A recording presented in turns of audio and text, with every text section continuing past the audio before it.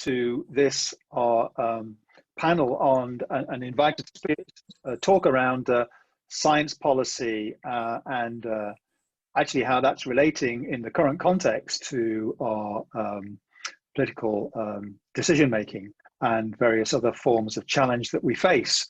So we're delighted as we work out the challenge of how science interfaces with policy to welcome Charlotte Watts, who's currently the Chief Scientific Advisor at DFID, to share her sense of the role and how the interface works. And then we have a panel discussion with Sir Bernard Silverman and Frank Kelly, who have both served as CSAs, and I'm sure will give us a very interesting view of the challenges and opportunities there. And of course, we're open to questions from the audience, and we are using Slido to collect those questions together. So if I might, without further ado, Charlotte's going to talk to us for about between 25 and 30 minutes, and then we've got a period of time for questions from the audience. So Charlotte, over to you, and thank you for giving your time. Great, thank you. It's a real pleasure to be here, and actually lovely to be on a panel with some of my former colleagues. Thank you. Can I just check that you can see my slides? Yes, indeed. Brilliant. Okay. So yes, my name's Charlotte Watts. I'm Chief Scientific Advisor now. I'm one of two Chief Scientific Advisors actually to the newly formed Foreign, Commonwealth and Development Office. But previously I was at the CSA for DFID. I was asked to reflect a little bit on that interface between science and policy making, and I'm going to talk particularly around our response to COVID-19. And my role has been sort of supporting the UK response, but primarily my focus has been on how do I support DFID and now FCDO in supporting and ensuring that we have the data and evidence that we can use to inform our international work to tackle COVID internationally and also mitigate the secondary impacts. So I think, you know, if we'd been giving this talk a year ago, many people wouldn't know that there were scientists embedded in government. People might not be aware that there's government scientists and chief scientific advisors across governments, and also the importance of the CMO role in terms of shaping national responses. You know, now Patrick Vallance and Chris Whittier are household names, and I think that's a good reflection of, you know, just the extent to which across government science is at the heart of the thinking and the actions on COVID and policy making.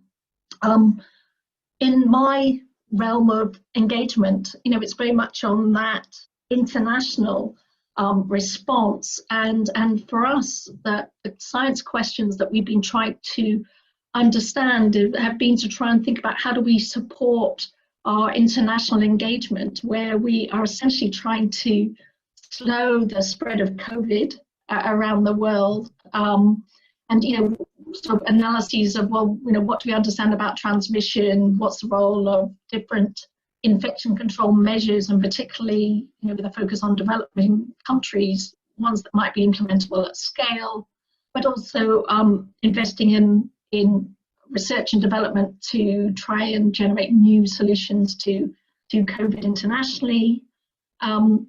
And the work on evidence is alongside major investments that DFID was leading and our CDO is leading. So, for example, of how do you create options around international debt relief using some multilateral development bank systems? How do we support the humanitarian response and to support the most vulnerable around the world?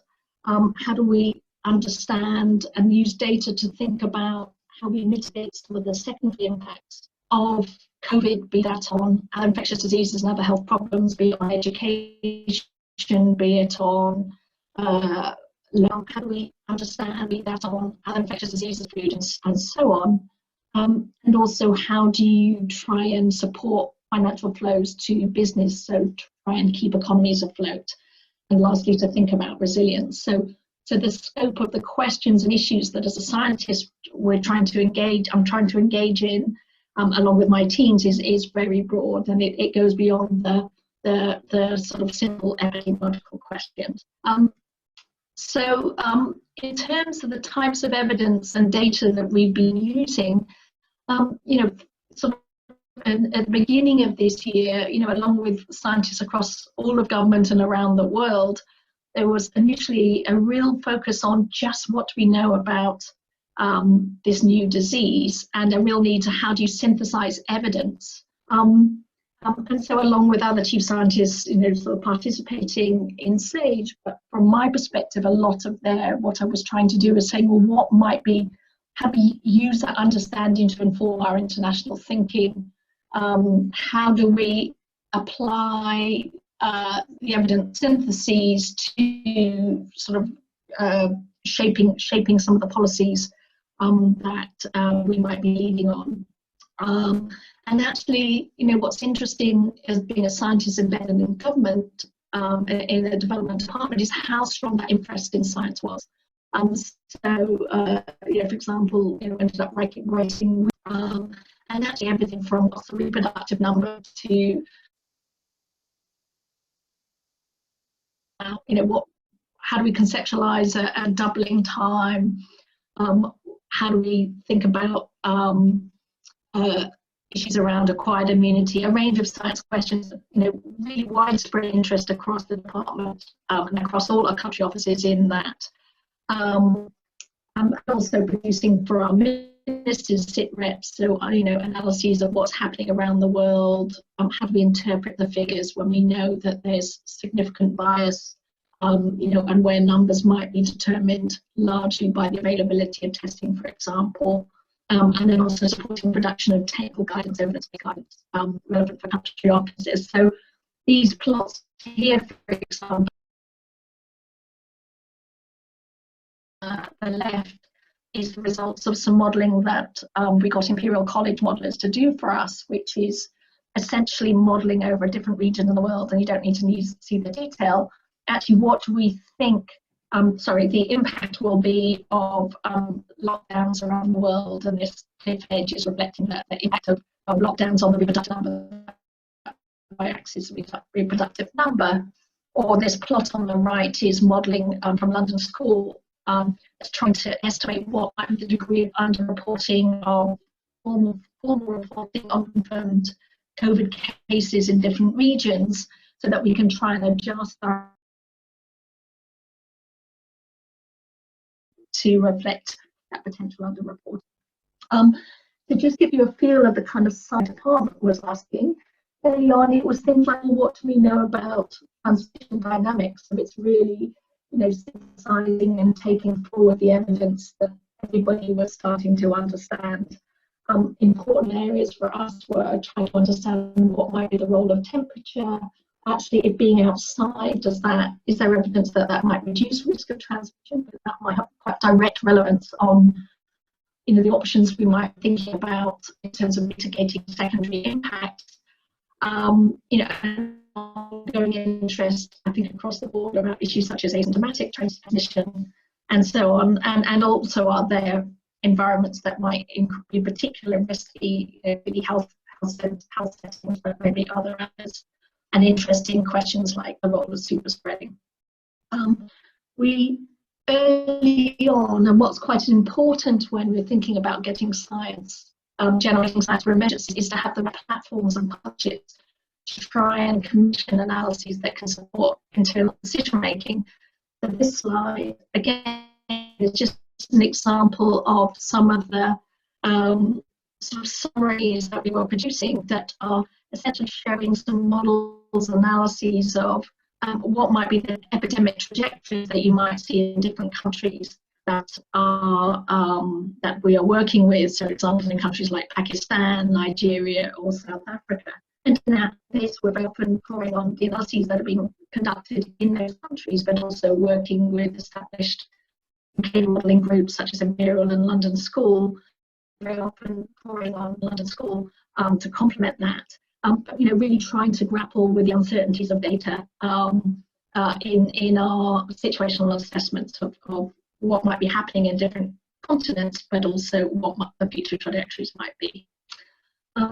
Another important question that we've had to engage with quite more recently is what might be the future trajectories of COVID, and what does that mean about future planning? So, early on, for example, this was very much, and I mean, it was as early an emergency, but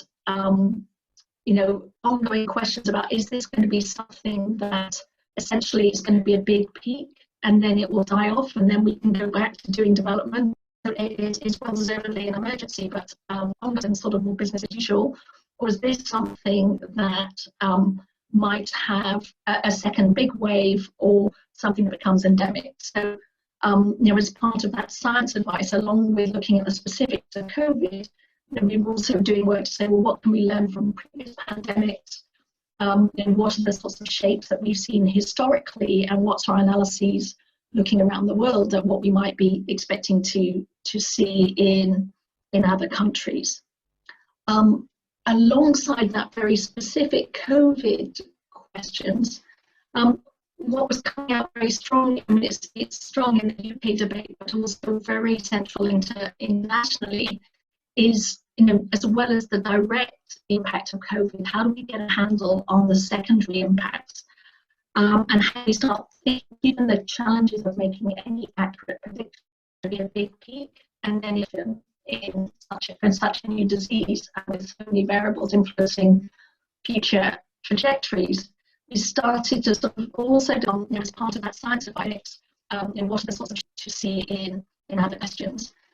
What the epidemic might look like, in very crude terms. Sort of also develop, well, what might be like, in very crude terms, the best case that we could be thinking about, and what might be a worst case, and how do we start the new disease? And with so many variables, sort of baseline assumption of anything to think the impact. So these very crude plots along the bottom are sort of trying to talk about, well, what might the secondary health impacts and levels of excess mortality look like?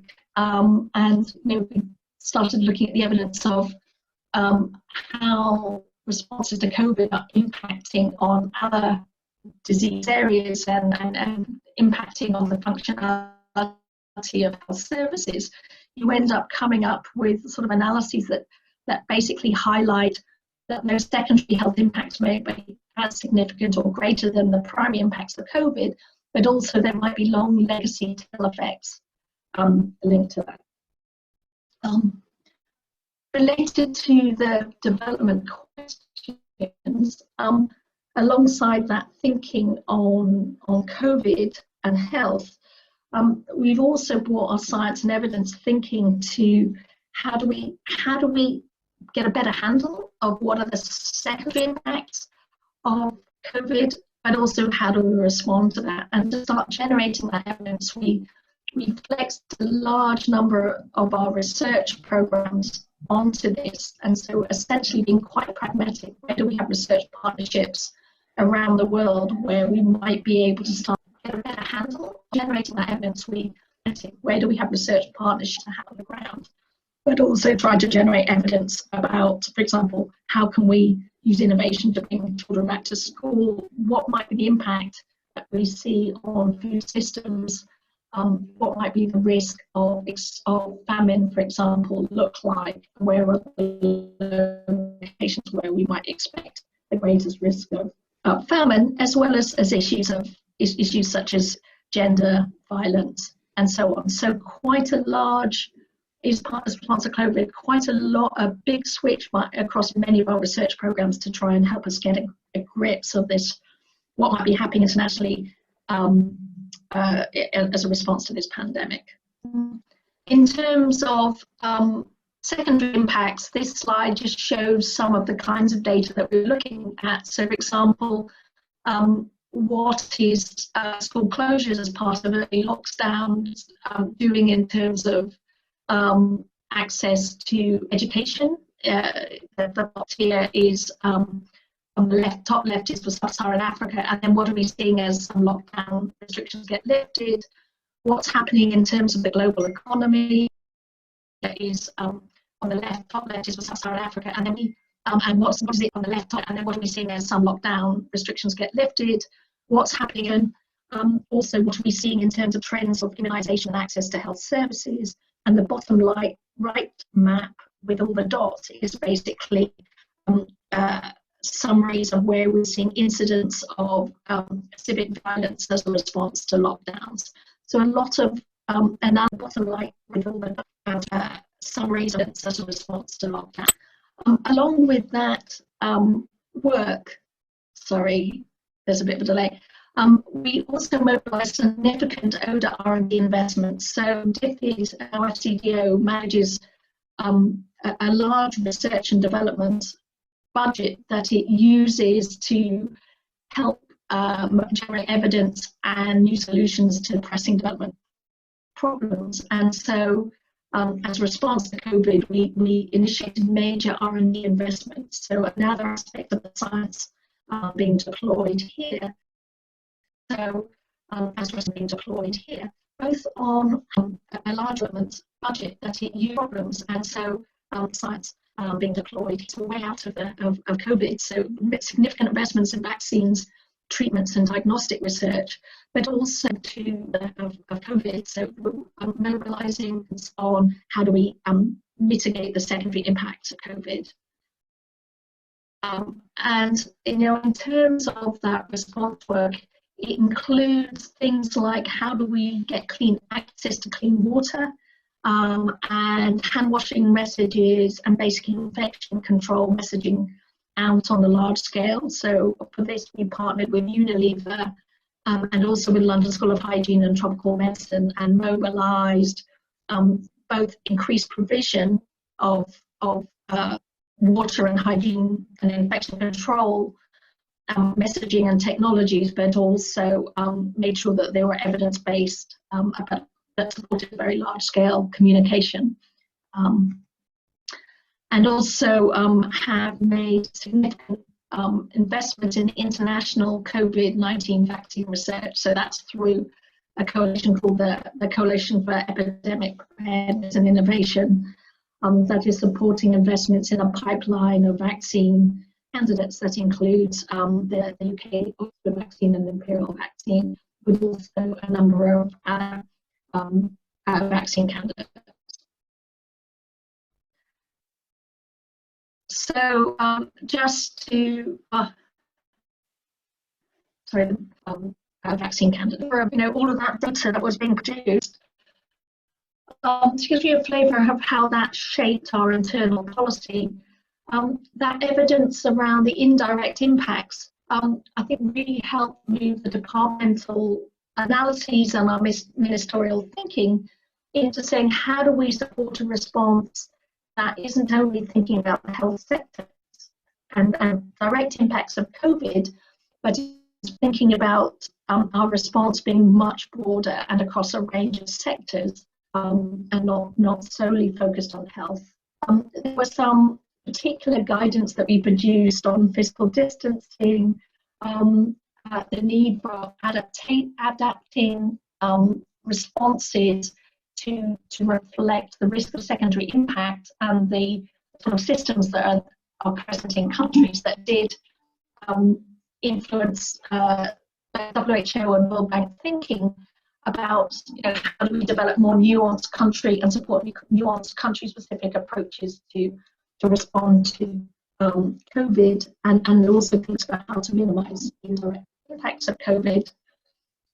We also use that evidence to steer the organisation that can impact on disease transmission, and also sort of try to get a balance between investments on strength on things like low technology ventilators, low cost ventilators, and the importance of vaccine, but also to ensure that we're also investing in other more sustainable, potentially more rapidly deployable interventions, such as the wash example, the water and sanitation example that I just mentioned. And I've also with a scenario analysis, saying what might those long-term trajectories look like, and basically we don't know, and we need to be thinking about a range of possibilities. I think really helped move the departmental, how do we support a response that isn't only thinking about the health sector and direct impacts of COVID, but is thinking of this, how do we engage in this, how do we work internationally. Reality for development and for a lot of our work is with COVID, not after COVID. And that, you know, really sort of highlighting the importance of trying to tackle the primary and secondary of impacts, and to think about how we can restart development, living with COVID. So a few reflections. There was some the need for, what I think some of the factors that helped mobilise and ensure that science was feeding into decision making. Influence that's being made a key for us is the flexibility impact on disease. The West Africa Ebola outbreak and on more recent DRC Ebola outbreak, as well as responses to localized infectious disease outbreaks and other emergencies, is that importance of being able to draw rapidly in and free up the time people with the most relevant expertise. And that's both internationally, but then also having the net internally, but also having the networks to bring in the relevant experts both from the UK and internationally. The importance of data and evidence, and trying to ensure that we have the right combinations of evidence and data that can really help shape decision making. And it's not only the quantitative, it's also the qualitative. So we've also, I didn't flag it here, but have supported a collection of rapid response humanitarian research also to support COVID. We also had flexible systems to quickly commission and start to mobilize on R&D. So, for example, work we've done on diagnostics built on existing research platforms we have for diagnostics for other infectious diseases, and really having the climate where teams are empowered to mobilize quickly to answer the key questions that the department was being faced with, and our partner countries are being faced with. In terms of getting evidence used and some of the findings used, a key element to the success is that your evidence is timely, that it's written in a way that's accessible. It seeks to answer the questions that people actually have versus, you know, what as an epidemiologist I might find particularly exciting or interesting, although every so often I might put that in a blog. Clarity, keeping communication concise and as non-technical as you can is also really important. And essentially in influencing leadership, you don't want to just influence the technical people, you need to influence everybody. And particularly where you have very sensitive issues or tricky decisions, importance of engaging at a senior level quite early on, so they're very clear on what are the difficult decisions we might need to make, and you know, have this opportunity to get to it and try and understand what is the evidence telling us, or also in some cases what are the gaps in our understanding, and what that might mean about the sort of confidence in which they can, or the levels of uncertainty that might be associated with that. So that's it from me in terms of giving you a flavour of the way that evidence has influenced the decision of the department, and is still our new reality, COVID, not after COVID. SCDO, I'm very happy to answer a few reflection data that can really help you. Also, I didn't flag it here, but also to come to the mission and start to existing research are empowered to mobilise quickly to answer the quick questions that the department was being faced with. Used and some of the findings you used. A key element of the success is that your evidence is timely, that it's written in a way that's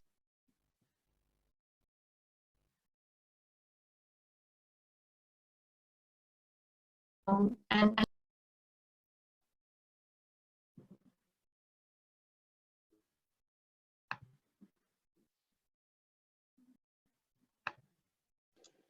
Thank you, Charlotte. We did definitely have some scratchy communications there. Charlotte, are you able to turn on your video? Perhaps some Q&A. Can you hear us? From my side, it is showing that I'm on video. Okay. Well, we could see your panel there, so perhaps we could. Oh, that's that. We can see you now. That's great. Actually, just perhaps before we go to other questions from the audience, one thing that struck me there was your final point is being able to ask questions. Of course, how do we know? What is the challenge for your political masters in terms of knowing how to frame the questions to which science has the answers? I mean, that must be one of the key challenges, is to actually have a clear idea as to what are appropriate, what is the best framing of the question? It's a really good question.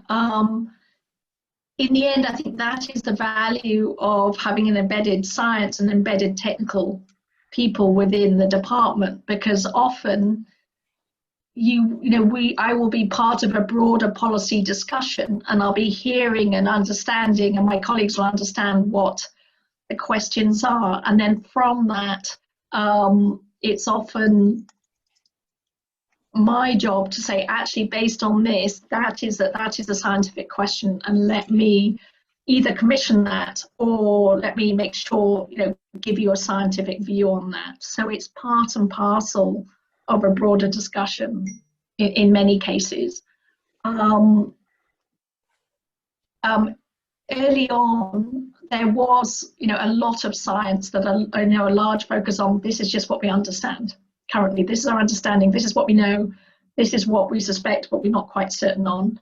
That part of the process, it was very helpful to have the SAGE cross-government dialogue. So in that forum, we will have worked through what is our common analysis, what are experts' views on this. And so often for those sort of basic questions for a new disease like COVID, I'd be very much drawing on what is the conclusion of experts on a particular science question, and then feeding it back to a minister. But in other cases, it might be, well, how do we, what's the most effective intervention we can do in that country? What's the balance between what might be the priorities in terms of health? There's a lot of science underlying that question, but it would also be, that science piece would also be accompanied with analyses of, well, what's most feasible, what are others doing, where might we have most impact and make a difference. So it's that combination of advice that then would generally feed into a minister's decision making. So a couple of questions from Chris Dye, actually. One is within all the input, all the scientific advice around COVID, he reflects that perhaps there's been little formal risk assessment, the cost and benefits of different strategies. Is that fair? I mean, how much formal risk assessment of alternative scenarios do you think there has been able to be in this context? I think I need to hear a bit more from Chris about what he means by that. But I think the key thing that we have done, I think it's quite hard to say how would you do a formal risk-benefit analysis, but quite a lot of discussion about proportionality has happened about, again, how do we balance needing to respond effectively to COVID with how do we also respond to the range of other significant problems that developing countries face. And actually some of that analysis essentially led to the department taking quite a broad view and trying to think about how do we support the breadth of humanitarian response, for example, alongside clearly trying to do what we can in terms of COVID. And actually another question from Chris was, do you see COVID as an opportunity to actually reset international health programs, perhaps in the context of SDGs or UHC? I mean, do you think there's an opportunity there for that? I mean, clearly there's a huge interest now in global health security, global health, and it's, top or very high up everybody's political agendas. So a lot of interest in what does that mean in practice. To me, there are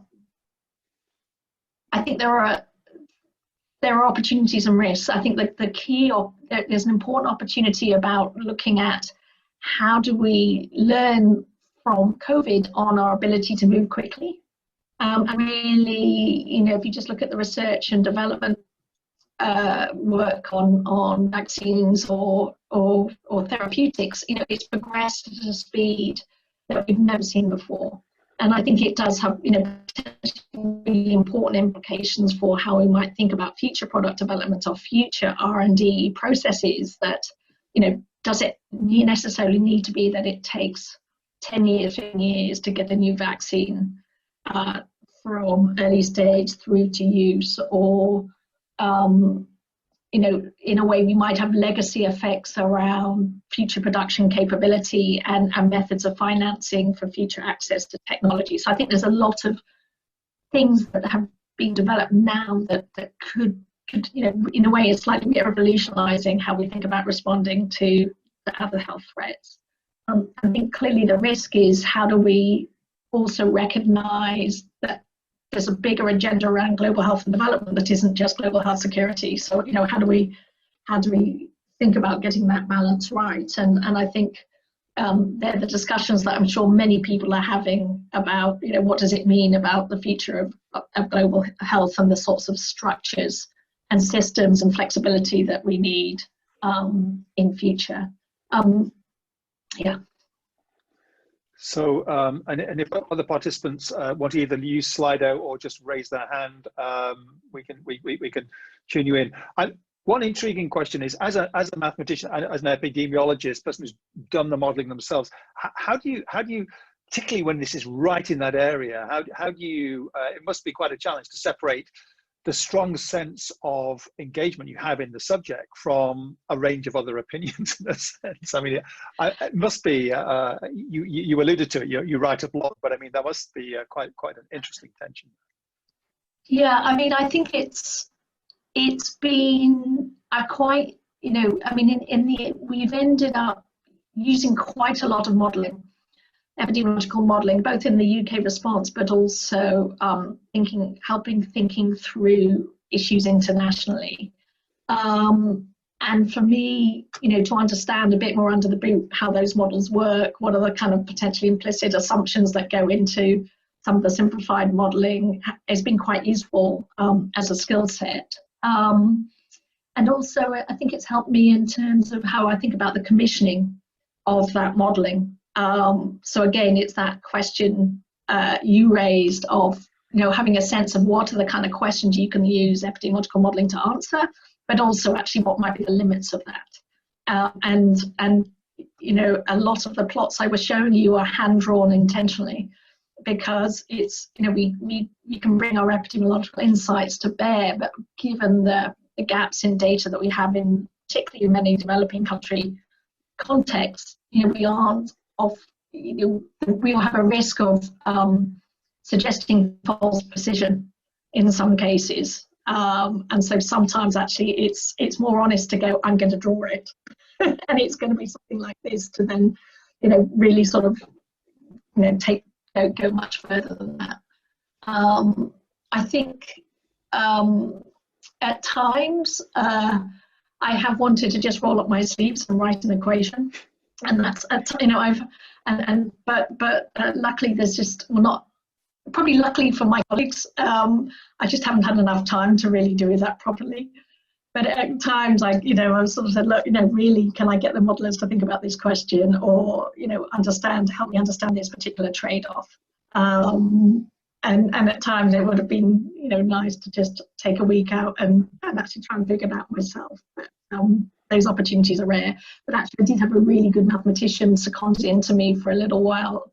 For the Ebola outbreak, where I got to work with her really closely on a particular question around testing.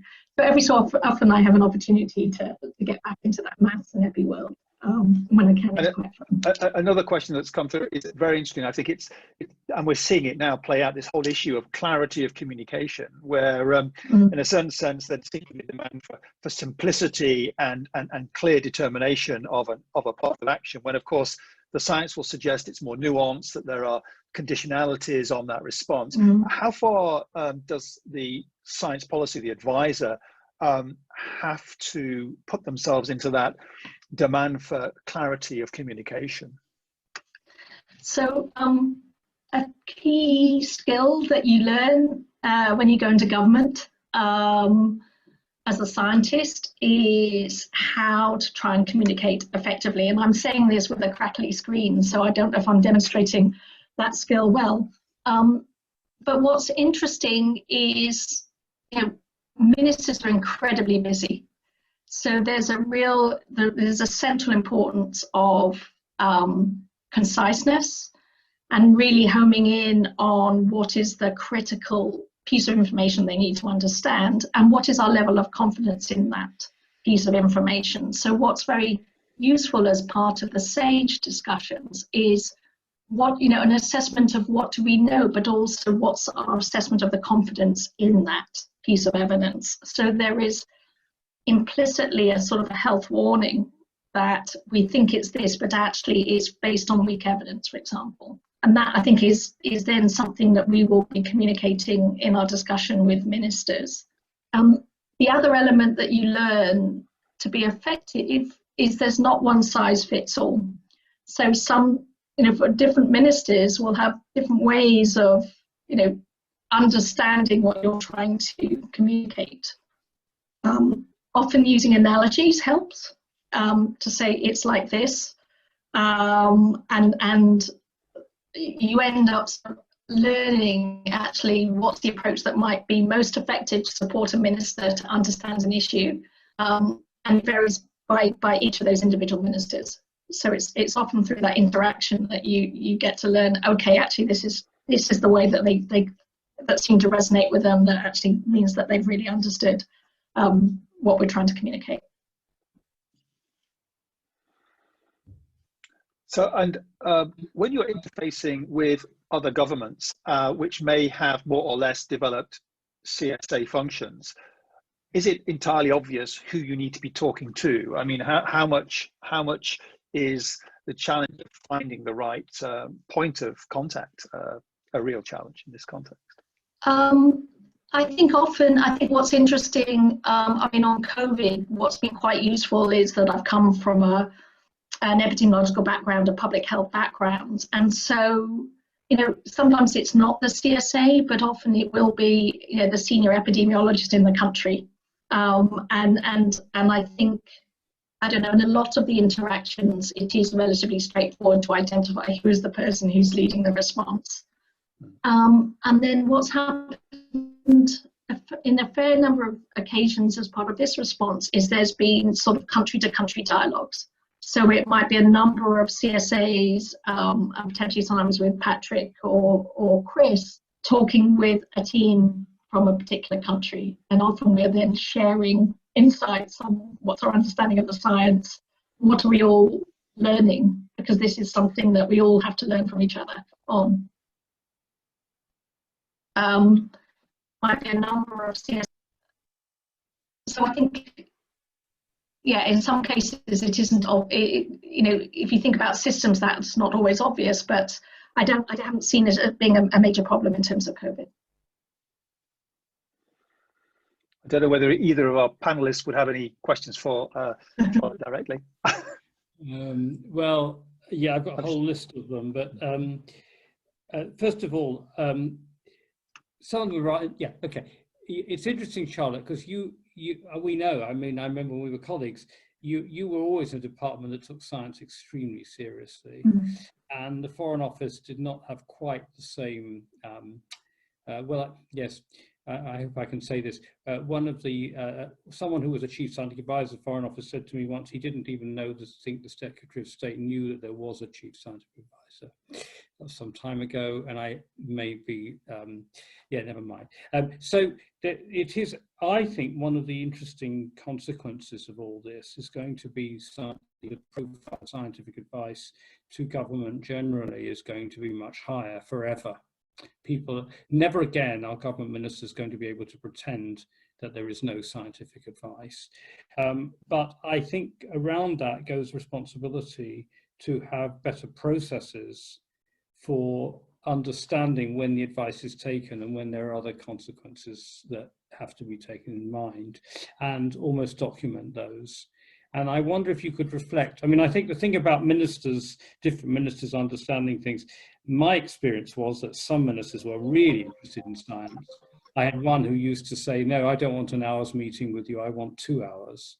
And others who just didn't get it at all. And I think that another thing we should actually think about doing, I think, as scientific advisors, is to have a way of presenting evidence which we can train people to understand that's what they're going to get. So as part of the training that members of Parliament get, we could do a bit of that. So I've got one other point I want to make, and I'll make the rest later. There was a lot about the presentation of uncertainty. The IPCC, the climate change people, have this idea of strength of evidence. And you actually had some slides which had, there is strong evidence of such and such, there is evidence of such and such. And I think we could do well with a manual of what these terms mean in terms of probabilities, even though often there is no probability there, but it gives you the idea it's a Bayesian probability, maybe, if you want to dig under it. But I think using standard language would be very helpful, because otherwise we get into the enormous confusion that we've had over face coverings, for example. Sorry, a few random thoughts, and I may have more later in the discussion. No, and I mean, it's interesting. I mean, FCO has had 2 chief scientific advisors. So, you know, I think we are seeing science embedded across departments. And actually now they have 2 chief scientific advisors. So, and, you know, in DFID, 30% of our staff are technical. So we have people with high levels of scientific literacy, technical literacy of one sort or the other, and that is all, you know, lock, stock and barrel moved in. So I think, you know, there's a, you know, it's very clear in the ambition of FCDO is to bring that to the fore and to deploy that across the overall FCDO mission. So you know, it is quite an exciting agenda, really, where you're saying, how do we have diplomacy informed by data, by evidence, and so on, and a lot of work, and how you get those systems to work.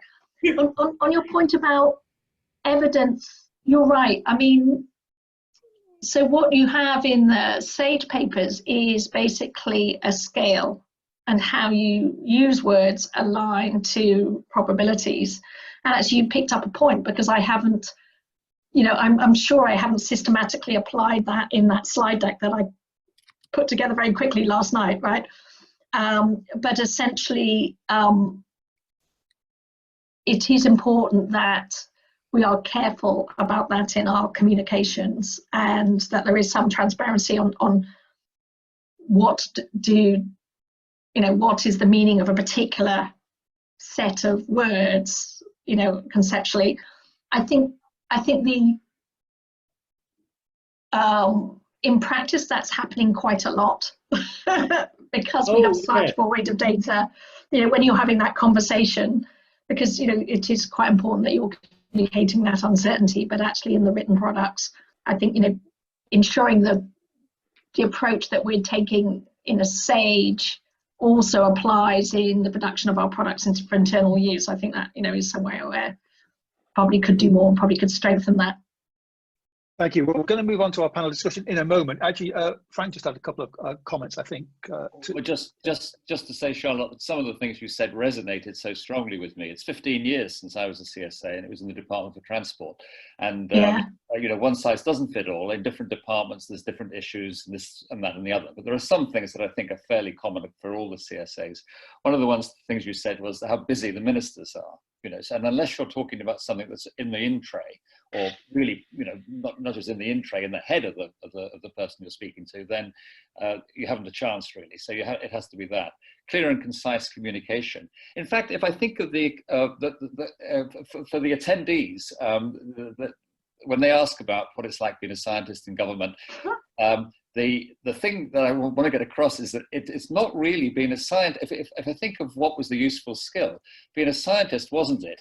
Being an editor, not an author or a referee, but an editor of interdisciplinary journal where when your paper comes in, you know almost nothing about it, but you're relying on your associate editors and the referees and everything.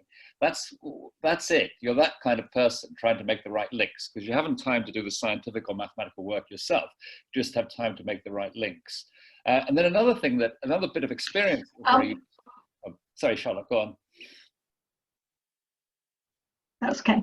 Oh, I was going to say at the other extreme, the other thing that was useful was teaching experience, because if you're trying to get these very busy people who are very smart, and in general, came out of my period with quite a lot of respect for the politicians, very smart, smarter than they may appear sometimes externally, then having them understand something. So, for example, you know that you've taught a student something when the student says it back to you and tries to explain it to you, right? It's got inside their head. They understand it, and they will be able to use whatever kind of insight the model or the theory or whatever is given them without having to ask you again, is this true or is this not? They'll understand it.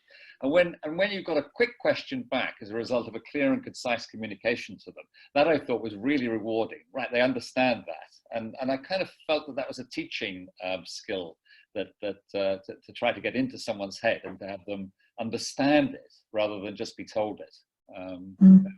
Yeah, no, and really good observations. I mean, I do think, along with the editing skills, actually what a really important skill that you have as a scientist in government is that way of scientific thinking. You know, and so, you know, even if I'm not doing the logic of a proof, it's like, actually, what's that logic of the argument? You know, and if you can spot weak logic, weak arguments really quickly, or maybe, you know, actually saying, is that evidence-based or is that just your opinion? So that's the other part I think that's been quite important, is you might wish this, you may hope this, but you know, what is the evidence that we're using to actually assert this? So being slightly a bit of the evidence police is at times part of my job. We talk about ministers, but actually, of course, an enormous amount of the work is not with ministers at all, but with civil servants and often quite junior people. And it's, if I may say, it can be much harder to get civil servants to realise that they've got to take scientific evidence seriously, than because you're in the I've done this for 35 years and I know the answer sort of way of thinking, as someone once said. And it wasn't very, and whereas the politicians actually are quite happy. And then the other people are, of course, the special advisors, who, certainly when I was working, were enormously powerful in the department, and it was them that you actually had to get to, because they were the gatekeepers, and they actually were the ones that actually helped the ministers or told the ministers what to think sometimes. So I think that the special advisors and the other civil servants can be the key people to influence, and that takes a lot of time and relationship building, which you've obviously done. And that's very important. Great. Well, look, thank you very much, and thank you, Charlotte, for that really insightful presentation. And look, I mean, the slides will be available, and we will try and reconstruct the audio where there might have been some gaps. But it was really, really great to see from somebody who's actually in the trenches as we speak.